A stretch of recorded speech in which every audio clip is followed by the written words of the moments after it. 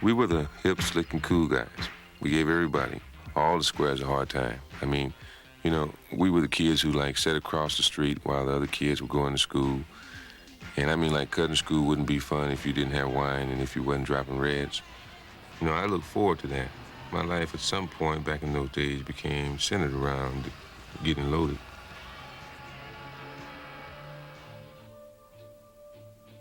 My first involvement with a penal institution came about in an effort to get drugs. I was subsequently transferred to another institution, and in several of the institutions, I became what was known as a management problem. I thought every derogatory thing I could imagine about somebody that was doing something for themselves, because I couldn't. It was beyond my comprehension.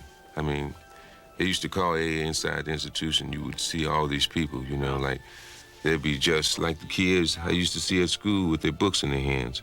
We used to take their lunch monies, you know, sissies, you know, same old concept. I mean, you know, who in the hell wanted to go to Alcoholics Anonymous? But then I spent a lot of time in solitary confinement, and it just gave me time to start thinking about a lot of things, and I just finally got a glimpse of reality, of who I really was, and I didn't like that person, and I didn't know how to change that person. I mean, that person was there, and that was obvious. And the only thing that I could affiliate myself with towards affecting any type of positive change was Alcoholics Anonymous, and that's how I got involved. And so I went to an AA meeting, and there was a guy there named Bill Letts from San Francisco, and he, you know, he went through his regular spiel, what it was like, what had happened, and what it was like now. And what it was like seemed like, I mean, he was coming from a space that had a lot of meaning in my life. And what had happened was similar to what had happened to me. I couldn't believe it. Keep coming back. And after that meeting, I went up and I asked him, I said, now what is it that I have to do in order to get what you have? You know, and so he gave me the book of Alcoholics Anonymous. It's a big old blue book along with another little book. And I took those books back to my little cubbyhole and read them as though I was trying to pass some type of examination or something, you know. And I was really impressed by the fact that for the first time, I was identifying with something that was going to make me different. And I was in for that difference. And I really wanted that difference on mine.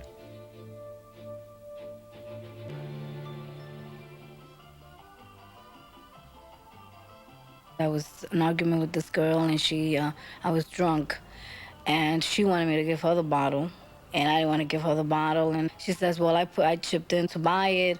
So anyway, I had a knife with me, because I always had a weapon with me, and I stabbed her, and I was put away. I was put away for a year, and it was hell in there, because I was already, I was addicted to the alcohol. It was dependency of it. I was sitting in the cell, and they said, it's an AA meeting. And I said, I'm not going. And my friend tells me, Sylvia, come on, let's just give it a shot. And I said, what for? But I did go. And the lady that spoke, when she started speaking, it's like it was happening to me. Like what I went through, you know, she went through, so I wasn't unique. I wasn't the only one. When the meeting was over, the lady came over to me and asked me in Spanish, ¿Tú eres alcohólica? Y yo le dije, sí. I told her, yes, I'm an alcoholic. And she said, Sylvia, when you get out of here, you could call me and I could guide you to some meetings. I didn't bother her then, but when I did come out, I did contact her. She started taking me to different kinds of meetings. I was surprised because I didn't know there was so much Spanish meetings out here. They're all over the place. I just kept going to meetings with her and listening and listening. Eventually, I felt that it works. It really works. It's worked for me. I enjoy what I do today. I love my sobriety. I feel good about myself. It works one day at a time, un día a la vez. The first time I got into trouble with the law was under the influence of alcohol. I mugged a lady when I was 16. I got 3 years probation out of it. And when I got out, I started drinking again, and It led back into prison. It never stopped. It was continuous revolving door, as they say, of in again, out again, you know. And I don't know. I just never looked at it. When I was on Rikers Island during 6 months, a friend of mine said he wanted to meet me, and the best place to meet would be at an AA meeting. That was the first time I heard of an AA meeting. But when I went to the meeting, I went to meet my friends and to have coffee and cigarettes, but I didn't listen to any of the speakers. And when I came out, I started drinking again, and 2 weeks later, I made my first meeting sober. The day before was a semi-blackout. I woke up with a black eye, my ribs were busted, and I couldn't breathe. And I knew drinking wasn't the answer. And I hung out with the guys in the park all day, and they had plenty to drink, but I didn't want to drink. And then my friend passed by, and he said, "Would I make a meeting tonight?" And I said, "Sure, I'll meet you. I'll give it a try." And that was the beginning. But I started liking what I heard, and I started liking the way I feel. I had a very, very low opinion of myself, and my self-esteem was shot completely. It started coming back slowly, very slowly, but I knew basically what I had to do, and all it was to go to meetings and to listen. They suggested that I sit up front, and I did that. I started to meet people that they were real, they were honest, you know. They were trying to do something with their lives. And I don't know, things just slowly started getting together, and the way I felt and what I was able to do. I never had a phone in my life. I mention that because now I got two. And I never had my own place, and I got my own place. And I got a couple of bank accounts today, not much, but it's something. I'm able to deal with a lot of things today that I never thought was possible. And I wanted to continue, and I know what I got to do. All I got to do is not drink, make meetings, and try to give what I got. And I got a lot of love and a lot of understanding. I feel great today. I dropped out of school, I think, when I was 13 to join my dad and his crew on the lake fishing. And it wasn't too long before I developed a lot of the habits that the fishermen had. I started going to the parties and whatnot that they were going to, and the odd fellow would slip me a drink, and I got sort of liking that. When I got to be about 19 or 20, I left Hay River Northwest Territories, and I went to Edmonton. I was kind of afraid when I first went to Edmonton. I didn't know anybody there, and all the bright lights and all the different things. I had to see the culture shock. I used to hear the term drunken Indian and firewater and things like that, but I don't think I believed that it applied to me because I was an Indian, that, I shouldn't drink. Because I always thought that I could hold my booze just as well as the next person, And I like to say that I believed that right to the very end, but it just wasn't very long before I was in jail. I got picked up for robbery with violence, and I got 3 years in Prince Albert Penitentiary here. And I had some time to think. I was up there in my cell thinking things over, and I knew that there had to be a better way of life. So one of the fellows came and gave me a pamphlet to read, and I read that, and then he said, "Come back again." He said, "Why don't you come to a meeting?" And I did. I heard the speakers talking about a way of life that I kind of dreamed existed, but I wasn't really sure, I couldn't identify with it yet at that time, but I wanted to have that kind of a life. So all the time that I was in Prince Albert Penitentiary, I attended my regular meetings twice a week, and I left there in a good frame of mind. And I can remember at first it was kind of tough. I had to change my whole way of life is what I had to do. And today I'm comfortable with the way I'm living. I know that there's nothing free. We've got to pay for everything we get, and I'm happy with the way things are going. I guess the biggest thing I found out about all this is I don't have to be in jail, because if I don't drink, I don't go to jail. When release date gets close, you start daydreaming about how it's going to be. I know, I did it, and it never turned out like I thought, and I'd get depressed and have a drink. Only the last time out, I realized that first day was just another 24-hour period like any other. One day not to pick up that first drink. And so I made some definite plans ahead of time. It's important while you're up there to get a meeting book And you can even get a temporary sponsor. There's a lot of people that'll help you. All you have to do is ask for help. And that macho image, you can put that in the back burner because that don't work either, you know. But you gotta make these AA contacts yourself. When someone comes in from the outside that you really relate to, ask for his phone number.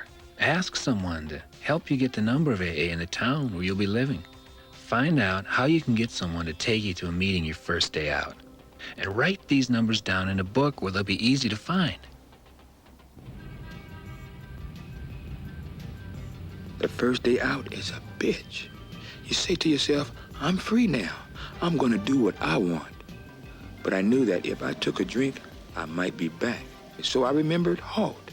That stands for the 4 things you don't want to do no matter what. Don't get too hungry. That's the H. Don't get too angry. That's the A. Don't get too lonely. And the last one is, don't get too tired. Now that first one is don't get too hungry, and that you've got to start off with right away. No matter what, eat breakfast on the day you get out, even if you don't feel like it. And later on, if you think you need a drink, remember that having something to eat can change that feeling. Eat something, even if it's just a candy bar. The idea of a drink isn't so good after you eat something sweet. That first day out, things might go smooth for you, but maybe not. Sometimes things go wrong. You have it out with your old lady, people let you down, you miss your bus, so what do you do when you get angry? Right away, try to think of something else. Read if you have something, take a walk, start running, start praying. Whatever made you mad isn't worth doing more time. When I was in a joint, I never got lonely. Just the opposite, unless I was in a hole. I couldn't wait to get out and have some peace and quiet. No more yelling or snoring or crying, no more banging on steel doors. But the only thing is that being alone can be bad news for people who don't want to drink. Feeling lonesome is no good. You got to get some company fast, and you can get that by going to an AA meeting or calling someone in AA. You just call and say, hey, it's me, and I don't feel so good. Hello, Jerry? This is Sam. Things aren't going so well.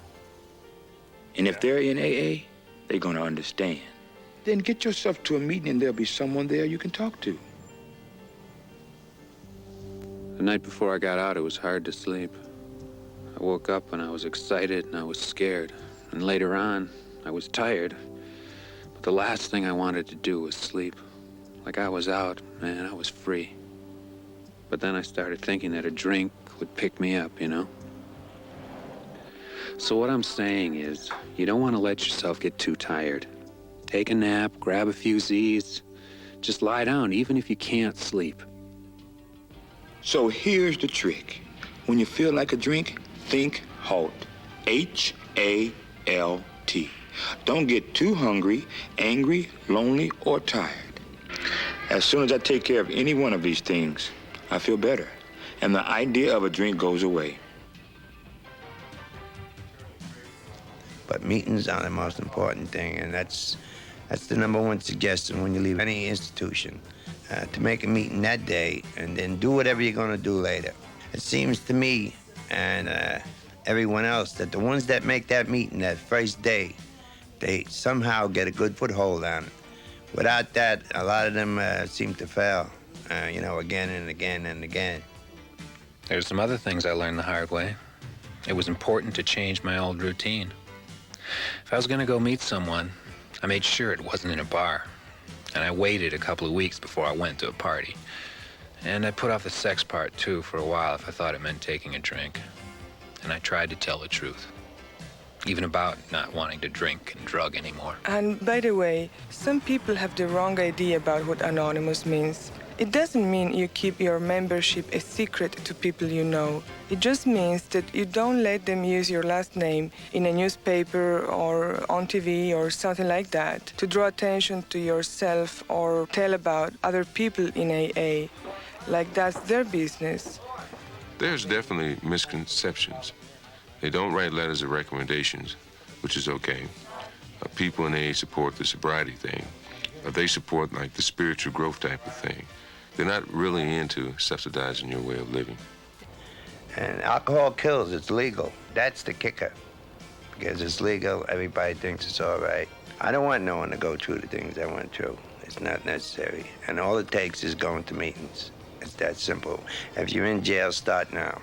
So what have you got to lose? It sure beats sitting in the cell.